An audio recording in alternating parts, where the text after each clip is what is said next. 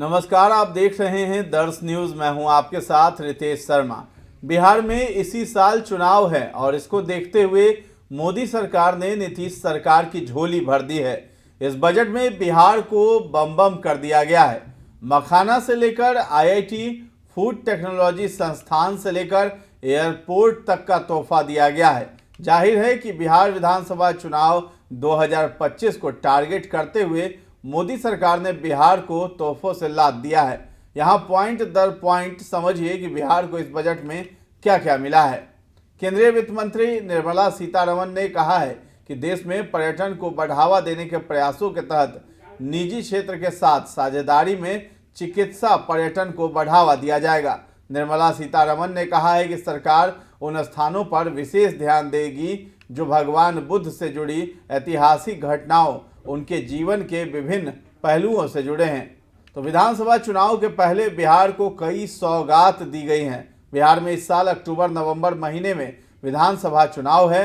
राज्य में नीतीश कुमार के नेतृत्व में जेडीयू, बीजेपी और अन्य गठबंधन दल की सरकार है। नीतीश कुमार केंद्र की एनडीए सरकार को भी सपोर्ट कर रही है। ऐसे में चुनाव के पहले बिहार को कई बड़ी सौगात दी गई है।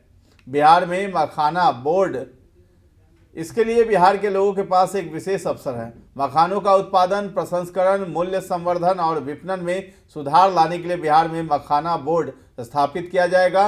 इन कार्यकलापों में लगे लोगों को एफपीओ में संगठित किया जाएगा। ये बोर्ड मखाना किसानों को पथ प्रदर्शन और प्रशिक्षण सहायता उपलब्ध कराएगा और ये सुनिश्चित करने के लिए भी कार्य करेगा कि उन्हें सभी संगत सरकारी योजनाओं के लाभ मिले। खाद्य प्रसंस्करण के लिए सहायता। बिहार में खाद्य प्रसंस्करण के लिए national institute of food technology संस्थान बनाया जाएगा। इससे बिहार में उत्पादन के बाद कम मुनाफे के बजाय एक ही फूड क्रॉप के कई उत्पादों को बनाने में सहायता मिलेगी। इससे किसानों को काफ़ी फायदा होगा। निर्मला सीतारमण ने कहा है कि पूर्वोदय में हमारी प्रतिबद्धता के अनुरूप हम बिहार में राष्ट्रीय खाद्य प्रौद्योगिकी उद्यमशीलता और प्रबंधन संस्थान स्थापित करेंगे। इस संस्थान से पूरे पूर्वी क्षेत्र में खाद्य प्रसंस्करण कार्यकलापों को पुरजोर बढ़ावा मिलेगा। इससे किसानों के उत्पादों के मूल्य संवर्धन के माध्यम से उनकी आमदनी बढ़ेगी और युवाओं को कौशल प्रशिक्षण, उद्यमशीलता और रोजगार के अवसर प्राप्त होंगे। इसके साथ ही आईआईटी में क्षमता का विस्तार भी किया जाएगा। 23 आईआईटी में विद्यार्थियों की कुल संख्या में 100% की वृद्धि हुई है, जो विगत 10 वर्षों में 65,000 से बढ़ाकर 1,35,000 हो गई है। वर्ष 2014 के पश्चात शुरू की गई 5 आईआईटी में अतिरिक्त अवसंरचना का सृजन किया जाएगा ताकि 6500 और विद्यार्थियों के लिए शिक्षा को सुविधाजनक बनाया जा सके। आईआईटी पटना में छात्रावास और अन्य अवसंरचना संबंधी क्षमता को भी बढ़ाया जाएगा। इसके साथ ही साथ बिहार में ग्रीनफील्ड एयरपोर्ट का निर्माण होगा।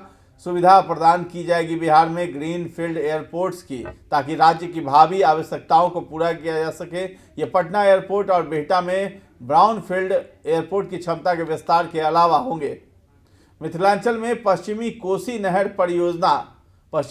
नहर ईआरएम परियोजना के लिए वित्तीय सहायता प्रदान की जाएगी, जिससे बिहार के मिथिलांचल क्षेत्र में 50,000 हेक्टेयर से अधिक भूमि पर बड़ी संख्या में खेती करने वाले किसानों को लाभ होगा। इसके साथ ही साथ रोजगार प्रेरित विकास के लिए पर्यटन को बढ़ावा दिया जाएगा। देश में शीर्ष 50 पर्यटन स्थलों को राज्यों की भागीदारी से चैलेंज मोड माध्यम से विकसित किया जाएगा। महत्वपूर्ण अवसंरचना के निर्माण के लिए भूमि की व्यवस्था राज्यों की ओर से की जाएगी। उन स्थलों के होटलों को अवसंरचना HML में शामिल किया जाएगा। इसके साथ ही साथ किसान क्रेडिट कार्ड से लोन की सीमा 3 लाख से बढ़ाकर 5 लाख रुपए की गई है। किसान अब क्रेडिट कार्ड के जरिए 3 लाख रुपए को बजाय 5 लाख रुपए तक का लोन उठा पाएंगे। इससे उन्हें खेती के लिए साजो सामान से लेकर बीज तक की खरीद में कहीं दिक्कत नहीं आएगी। इसके अलावा वो इस लोन के जरिए अपना जीवन स्तर भी बेहतर कर पाएंगे, जो कि ज़्यादा इन्वेस्टमेंट, ज़्यादा मुनाफे की तर्ज पर होगा।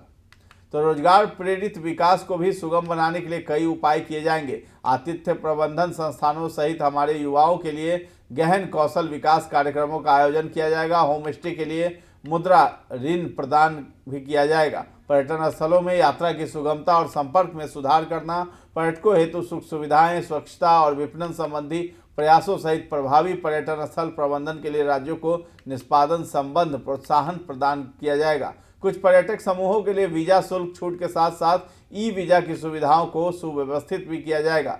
जुलाई के बजट में आध्यात्मिक और धार्मिक महत्व वाले स्थानों पर जोर देने के क्रम को आगे बढ़ाते हुए भगवान बुद्ध के जीवन काल से संबंधित स्थलों पर भी विशेष ध्यान दिया जाएगा। आपको बता दें कि केंद्रीय वित्त मंत्री निर्मला सीतारमण की साड़ी पर मिथिला पेंटिंग देखकर लोगों ने अंदाजा लगा लिया था कि बिहार पर विशेष ध्यान दिया जाएगा। यही कारण है कि चुनावी साल में वित्त मंत्री ने बैक टू बैक कई घोषणाएं की हैं। तो फिलहाल इस खबर में इतना ही है। दर्श न्यूज के साथ बने रहें और अभी तक हमारे चैनल को आपने सब्सक्राइब नहीं किया है तो जरूर कर लें। धन्यवाद।